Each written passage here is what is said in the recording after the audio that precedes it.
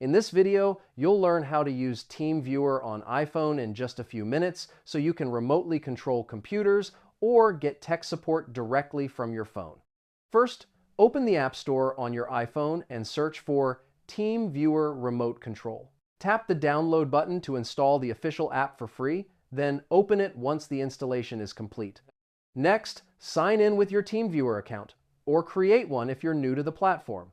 Signing in lets you save trusted devices, access your contacts list, and manage remote sessions seamlessly across all your devices. Now, to start a remote session, ask the person on the other computer to share their Teamviewer ID and password. Type that ID into your iPhone app and tap Remote Control to start connecting instantly. After that, enter the password when prompted. Teamviewer will establish a secure connection, and your iPhone screen will display the remote computer in real time, letting you control it just like you're sitting in front of it. Once you're connected, use simple touch gestures to navigate. Tap to click, swipe to move the cursor, pinch to zoom, and use the on-screen keyboard to type. You can also access advanced features from the toolbar.